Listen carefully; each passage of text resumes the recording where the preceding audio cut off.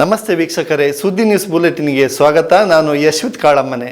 ಸುಳ್ಯ ನಗರದ ಕಸ ಸಮಸ್ಯೆಗೆ ಸೂಕ್ತ ಪರಿಹಾರ ಕಲ್ಪಿಸಬೇಕೆಂದು ಆಗ್ರಹಿಸಿ ಸುಳ್ಯ ನಗರ ಕಾಂಗ್ರೆಸ್ ವತಿಯಿಂದ ಜನವರಿ 22ರಂದು ಪಂಚಾಯತ್ ಎದುರು ಪ್ರತಿಭಟನಾ ಸಭೆ ನಡೆಯಿತು. ಬೆಳಗ್ಗೆ ಪಂಚಾಯತ್ ಎದುರು ಸೇರಿದ ಕಾಂಗ್ರೆಸ್ ನಾಯಕರು ಹಾಗೂ ಕಾರ್ಯಕರ್ತರು ಬಿಜೆಪಿ ಆಡಳಿತ ನಡೆಸಿದವರ ಹಾಗೂ ಪಂಚಾಯತ್ ವಿರುದ್ಧ ಘೋಷಣೆ ಕೂಗಿದರು. ಬಳಿಕ ಮಾತನಾಡಿದ ಸೂಡಾ ಅಧ್ಯಕ್ಷ ಕೆ ಮುಸ್ತಫಾ ಮಾತನಾಡಿ 25-30 ವರ್ಷದಿಂದ ಸುಳ್ಯದ ಘನತ್ಯಾಜ್ಯ ದೊಡ್ಡ ಸಮಸ್ಯೆ. ಇದರ ಸಮರ್ಪಕ ನಿರ್ವಹಣೆಗೆ ಇಷ್ಟು ವರ್ಷ ಆಡಳಿತ ಮಾಡಿದ ಬಿಜೆಪಿಗೆ ಇದು ಆಗಿಲ್ಲ ಎಂದಾದರೆ ದುರದೃಷ್ಟ. 5 ಎಕರೆ ಜಾಗ ಗುರುತಿಸಲು ಇವರಿಂದ ಆಗಿಲ್ಲ.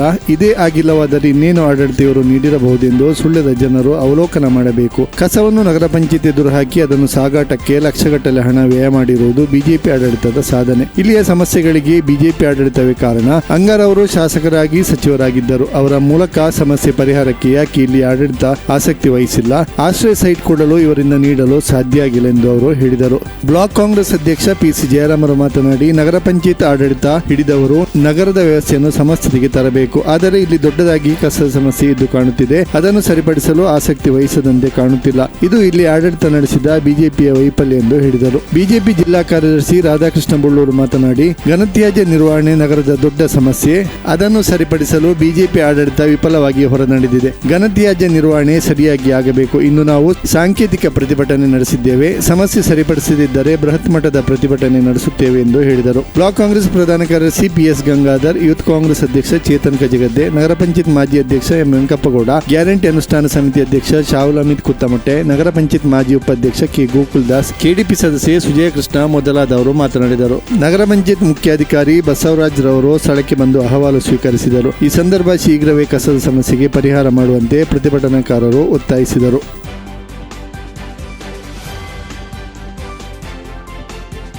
ಹಿಂದೂ ಮುಖಂಡ ಡಾಕ್ಟರ್ ಕಲ್ಲರ್ಕ ಪ್ರಭಾಕರ್ ಭಟ್ ಅವರ ವಿರುದ್ಧ ದಾಖಲಿಸಲಾದ ಎಫ್ಐಆರ್ ಅನ್ನು ಮತ್ತು ಪವಿತ್ರ ಓಂಕಾರ ಧ್ವಜದ ಬಗ್ಗೆ ಅಪಸ್ವರ ಎತ್ತಿ ಹಿಂದೂಗಳ ಭಾವನೆಗೆ ಧಕ್ಕೆ ತರುವಂತೆ ಹೇಳಿಕೆ ನೀಡಿದ ಹಿರಿಯ ಕಾಂಗ್ರೆಸ್ ಮುಖಂಡ ರಮಾನಾಥ ರೈ ಅವರ ಹೇಳಿಕೆಯನ್ನು ಖಂಡಿಸುವುದಾಗಿ ಜಿಲ್ಲಾ ಬಿಜೆಪಿ ವಕ್ತಾರ ವಿನಯ್ ಕುಮಾರ್ ಮುಳುಗಾಡು ಮತ್ತು ಸುಳ್ಯ ಬಿಜೆಪಿ ಮಂಡಲ ಪ್ರಧಾನ ಕಾರ್ಯದರ್ಶಿ ವಿನಯ್ ಕುಮಾರ್ ಕಂದರ್ಕ ಹೇಳಿದ್ದಾರೆ. ಅವರು ಇಂದು ಪ್ರೆಸ್ ಕ್ಲಬ್ನಲ್ಲಿ ನಡೆದ ಪತ್ರಿಕಾಗೋಷ್ಠಿಯಲ್ಲಿ ಮಾತನಾಡಿದರು. ಪುತ್ತೂರಿನಲ್ಲಿ ನಡೆದ ಸ್ವಾಮಿ ವಿವೇಕಾನಂದ ಜಯಂತಿ ಕಾರ್ಯಕ್ರಮದ ಭಾಷಣಕ್ಕೆ ಸಂಬಂಧಿಸಿ ಡಾಕ್ಟರ್ ಕಲ್ಲರ್ಕ ಪ್ರಭಾಕರ್ ಭಟ್ ಅವರ ವಿರುದ್ಧ ದಾಖಲಿಸಲಾದ ಎಫ್ಐಆರ್ ಅನ್ನು ಜಿಲ್ಲಾ ಬಿಜೆಪಿ ಮತ್ತು ಸುಳ್ಯ ಮಂಡಲ ತೀವ್ರವಾಗಿ ಖಂಡಿಸುತ್ತೇವೆ.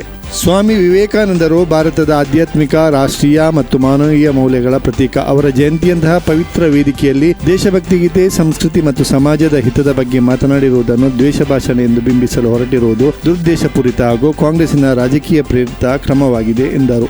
ಉಡುಪಿ ಪರ್ಯಾಯ ಮಹೋತ್ಸವದಲ್ಲಿ ಉಡುಪಿ ಜಿಲ್ಲಾಧಿಕಾರಿಯವರು ಆರ್ಎಸ್ಎಸ್ ಧ್ವಜ ಹಾರಿಸಿದರು ಎಂಬ ದೂರನ್ನು ಉಡುಪಿ ಕಾಂಗ್ರೆಸ್ ನೇತೃತ್ವದಲ್ಲಿ ನೀಡಿದ್ದನ್ನು ಉಲ್ಲೇಖಿಸಿ ರಮಾನಾಥ ರೈ ಅವರು ಬಾಲಿಶ ಹೇಳಿಕೆಯನ್ನು ನೀಡಿದ್ದು, ಆರ್ಎಸ್ಎಸ್ ಧ್ವಜ ಮತ್ತು ಪರ್ಯಾಯ ಮಹೋತ್ಸವದಲ್ಲಿ ಹಾರಿಸಿದ ಓಂಕಾರ ಧ್ವಜ ಎರಡು ಬೇರೆ ಬೇರೆ ಪ್ರಕಾರಗಳು. ಧಾರ್ಮಿಕ ಸಂಪ್ರದಾಯಗಳಲ್ಲಿ ಬಳಸಲಾಗುವ ಶುದ್ಧ ಧಾರ್ಮಿಕ ತಾತ್ವಿಕ ಸಂಕೇತವೇ ಹೊರತು ಅದು ಯಾವುದೇ ರಾಜಕೀಯ ಪಕ್ಷದ ಚಿಹ್ನೆ ಅಥವಾ ಗುರುತು ಆಗಿರುವುದಿಲ್ಲ. ಇಂತಹ ಮೂಲಭೂತ ವ್ಯತ್ಯಾಸವನ್ನು ಅರಿಯದೆ ಮಾಜಿ ಸಚಿವರು ಹಾಗೂ ಹಿರಿಯ ಕಾಂಗ್ರೆಸ್ ನಾಯಕ ರಮಾನಾಥ ರೈ ಅವರು ಬಾಲಿಶ ಹೇಳಿಕೆ ನೀಡಿರುವುದು ಕಾಂಗ್ರೆಸ್ಸಿಗೆ ಹಿಂದೂ ಧರ್ಮದ ಮೇಲಿರುವ ತಾತ್ಸಾರ ಮನೋಭಾವ ಜಗಜ್ಜಾಹೀರಾಗಿದೆ. ಅನಾವಶ್ಯಕವಾಗಿ ಸಮಾಜದಲ್ಲಿ ಉದ್ವಿಗ್ನತೆ ಸೃಷ್ಟಿಸುವವರ ವಿರುದ್ಧ ಕ್ರಮ ಕೈಗೊಳ್ಳಬೇಕಾದ ಸರ್ಕಾರ ತನ್ನ ಹೊಣೆಗಾರಿಕೆಯನ್ನು ಮರೆತು ತನ್ನ ಸೈದ್ಧಾಂತಿಕ ವಿರೋಧಿಗಳ ಮೇಲೆ ಸವಾರಿ ಮಾಡಲು ಹೊರಟಿದೆ. ಅದೆಷ್ಟು ಬಾರಿ ಇಂತಹ ಇಲ್ಲಸಲ್ಲದ ದೂರುಗಳನ್ನು ನೀಡಿ ನ್ಯಾಯಾಲಯದಿಂದ ಚೀಮಾರಿ ಹಾಕಿಸಿಕೊಂಡದ್ದು ಆಗಿದೆ. ಇನ್ನು ಮುಂದೆಯೂ ಇಂತಹ ರಾಜಕೀಯ ಲೇಪನದ ಗುಡ್ಡು ಬೆದರಿಕೆಗಳಿಗೆ ಅಂಜುವ ಮಾತೇ ಇಲ್ಲ. ಭಾರತೀಯ ಜನತಾ ಪಾರ್ಟಿಯು ಸದಾ ಸಾಮಾಜಿಕ ಸೌಹಾರ್ದತೆ, ಶಾಂತಿ ಮತ್ತು ಸಂವಿಧಾನದ ಗೌರವವನ್ನು ಕಾಪಾಡಿಕೊಂಡು ಬಂದಿದೆ. ಈ ರೀತಿಯ ಸುಳ್ಳು ದೂರುಗಳನ್ನು ದಾಖಲಿಸುವ ಮುಖೇನ ಸಮಾಜದ ವಿರುದ್ಧ ಹಾಗೂ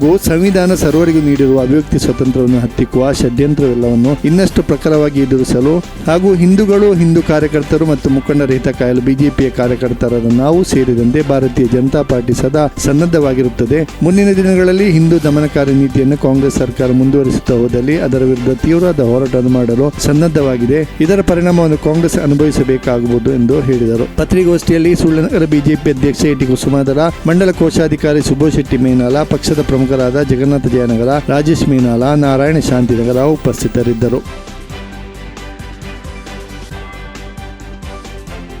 ಸುದ್ದಿ ನ್ಯೂಸ್ ಬುಲೆಟಿನ್ನಲ್ಲಿ ಈಗ ಒಂದು ಪುಟ್ಟ ವಿರಾಮ. ನಮಸ್ತೆ ವೀಕ್ಷಕರೇ, ಸುದ್ದಿ ನ್ಯೂಸ್ ಬುಲೆಟಿನ್ಗೆ ಸ್ವಾಗತ. ನಾನು ರೇಖಾ ಸುಭಾಷ್. ನಾನು ದಯಾನಂದ ಕೊರತೋಡಿ. ನಾನು ಪ್ರಜ್ಞಾ ಸಾಲ್ಯನ್ ಕೇರ್ಪಳ. ನಾನು ಯಶ್ವಿತ್ ಕಾಳಮ್ಮನೆ. ನಾನು ಜಯಶ್ರೀ ಕೊಯ್ಗೋಡಿ. ನಾನು ಶಿವಪ್ರಸಾದ್ ಆಲಿಟಿ. ನಾನು ಪೂಜಶ್ರೀ. ನಾನು ದುರ್ಗಾ ಕುಮಾರ್ ನಾಯರ್ಕೆರೆ.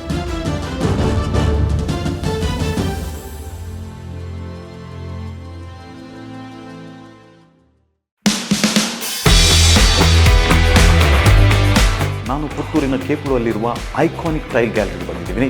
ಸೊ ಆ ಗ್ಯಾಲರಿ ಒಳಗಡೆ ಏನಿದೆ ನೋಡ್ಕೊಂಡು ಹೊಸದಾಗಿ ಮಾರ್ಕೆಟಲ್ಲಿ ಬಂದಿರುವ 15 mm ಥಿಕ್ನೆಸ್ ಇರುವ ಹೈ ಕ್ವಾಲಿಟಿ ಡ್ಯೂರೇಬಿಲಿಟಿ ಇರುವ Kajaria 6x4 size tiles.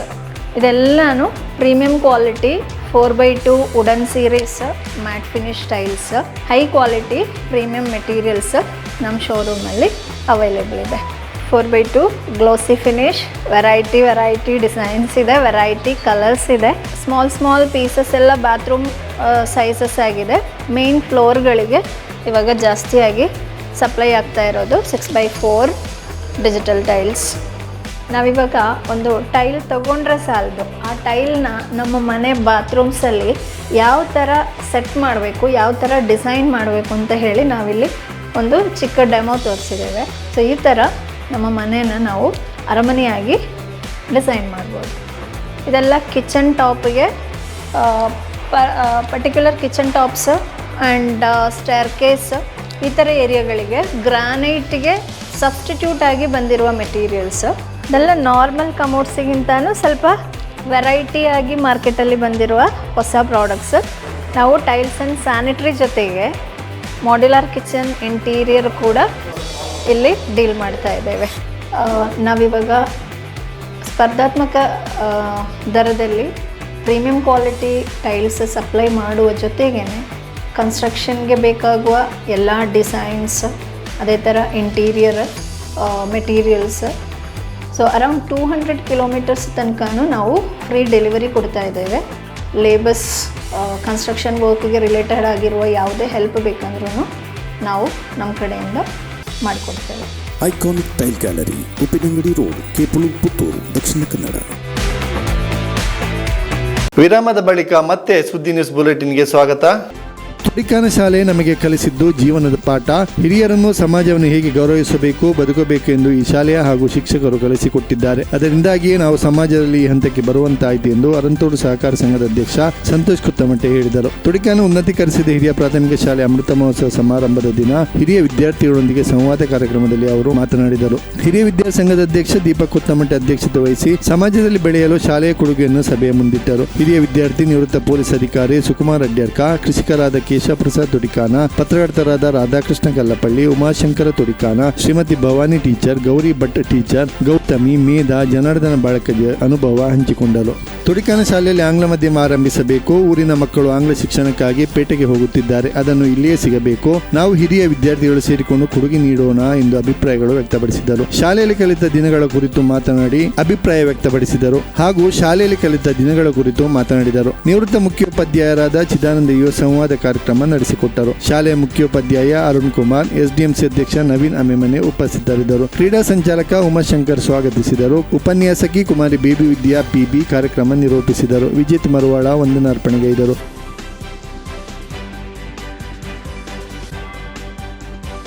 Kukke Shri Subrahmanya ದೇವಸ್ಥಾನಕ್ಕೆ 2025 ನವೆಂಬರ್ ಹಾಗೂ ಡಿಸೆಂಬರ್ 2ನೇ ತಿಂಗಳಲ್ಲಿ ಒಟ್ಟು 15 ಕೋಟಿಗೂ ಮಿಕ್ಕಿ ಆದಾಯ ಬಂದಿರುವುದಾಗಿ ತಿಳಿದು ಬಂದಿದೆ. ನವೆಂಬರ್ ತಿಂಗಳಲ್ಲಿ ವಿವಿಧ ಸೇವೆಗಳಿಂದ 4,26,21,739 ಬಂದಿದ್ದು, ಹುಂಡಿಯಿಂದ 1,09,76,957 ರೂಪಾಯಿ ಹಾಗೂ ಅನ್ನದಾನ ನಿಧಿಯಿಂದ 83,57,769 ರೂಪಾಯಿ ಆದಾಯ ಬಂದಿರುತ್ತದೆ. ಡಿಸೆಂಬರ್ ತಿಂಗಳ ವಿವಿಧ ಸೇವೆಗಳಿಂದ 5,30,18,923, ಹುಂಡಿಯಿಂದ 1,90,90,63,518, ಅನ್ನದಾನ ನಿಧಿಯಿಂದ 1,07,41,594 ಆದಾಯ ಬಂದಿದೆ. ಇದನ್ನು ಹೊರತುಪಡಿಸಿ ವಸತಿ ಗೃಹಗಳು ಹಾಗೂ ಇನ್ನಿತರ ಮೂಲಗಳಿಂದ ಬಂದ ಮೊಬೈಲ್ಗೂ ಕೂಡ ಇರುತ್ತದೆ ಎಂದು ಕುಕ್ಕೆ ಶ್ರೀ ಸುಬ್ರಹ್ಮಣ್ಯ ದೇವಸ್ಥಾನದ ಕಾರ್ಯನಿರ್ವಹಣಾಧಿಕಾರಿ ಅರವಿಂದ ಅಯ್ಯಪ್ಪ ಸೂತಗುಂಡಿ ತಿಳಿಸಿದ್ದಾರೆ.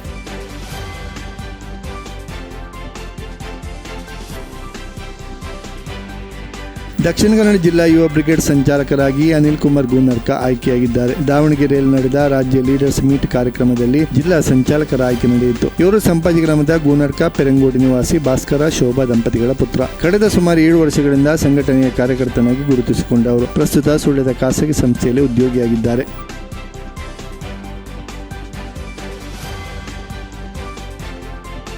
ಸುಳ್ಯ ತಾಲೂಕು ಯುವ ಬ್ರಿಗೇಡ್ ಸಂಚಾಲಕರಾಗಿ ಪದ್ಮಕುಮಾರ್ ಗುಂಡಾಳ್ಕ ಆಯ್ಕೆಯಾಗಿದ್ದಾರೆ. ಇತ್ತೀಚೆಗೆ ದಾವಣಗೆರೆಯಲ್ಲಿ ನಡೆದ ರಾಜ್ಯ ಲೀಡರ್ಸ್ ಮೀಟ್ ಕಾರ್ಯಕ್ರಮದಲ್ಲಿ ತಾಲೂಕು ಸಂಚಾಲಕರ ಆಯ್ಕೆ ನಡೆಯಿತು. ಪದ್ಮಕುಮಾರ್ ಪ್ರಸ್ತುತ ನೆಹರು ಸ್ಮಾರಕ ಪದವಿ ಪೂರ್ವ ಕಾಲೇಜು ಅರಂತೋಡಿನಲ್ಲಿ ಉಪನ್ಯಾಸಕರಾಗಿ ಸೇವೆ ಸಲ್ಲಿಸುತ್ತಿದ್ದಾರೆ.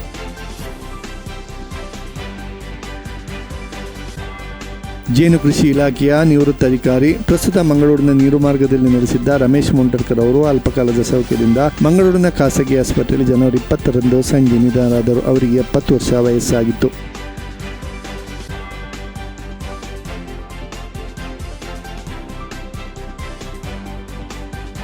ಗುತ್ತಿಗಾರು ಗ್ರಾಮದ ಕಡ್ತಲ್ ಕಜೆ ಸಮೀಪದ ಕನ್ನಡಕ ದಿವಂಗತ ವೆಂಕಟರಮಣಗೌಡರ ಪತ್ನಿ ಶ್ರೀಮತಿ ಮೀನಾಕ್ಷಿ ಗೌಡರವರು ಅಸೌಖ್ಯದಿಂದ ಜನವರಿ 21ರಂದು ಬುಧವಾರ ನಿಧನರಾದರು. ಅವರಿಗೆ 75 ವರ್ಷ ವಯಸ್ಸಾಗಿತ್ತು.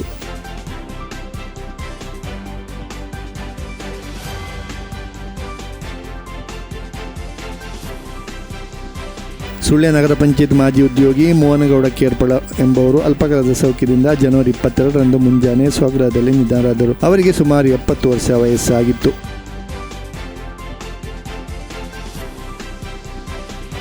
ಮಂಡೆಕೋಲು ಪ್ರಾಥಮಿಕ ಕೃಷಿ ಪತ್ತಿನ ಸಹಕಾರ ಸಂಘದ ನಿರ್ದೇಶಕಿ, ಮಂಡೆಕೋಲು ಗ್ರಾಮದ ದೇವರಗುಂಡ ಯಶವಂತ ಡಿಕಿ ಅವರ ಪತ್ನಿ ಶ್ರೀಮತಿ ಕುಸುಮ ದೇವರಗುಂಡ ಅಸೌಖ್ಯದಿಂದ ಸುಳ್ಯದ ಆಸ್ಪತ್ರೆಯಲ್ಲಿ ನಿಧನರಾದರು. ಅವರಿಗೆ ಸುಮಾರು 53 ವರ್ಷ ವಯಸ್ಸಾಗಿತ್ತು.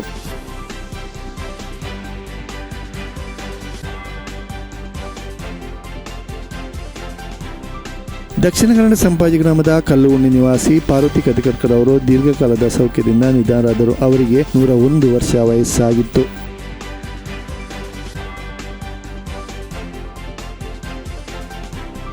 ಇದು ಈವರೆಗಿನ ಅಪ್ಡೇಟ್ಸ್. ನಿರಂತರ ಸುದ್ದಿಗಾಗಿ ನೋಡ್ತಾ ಇರಿ ಸುದ್ದಿ ನ್ಯೂಸ್ ವೆಬ್ಸೈಟ್.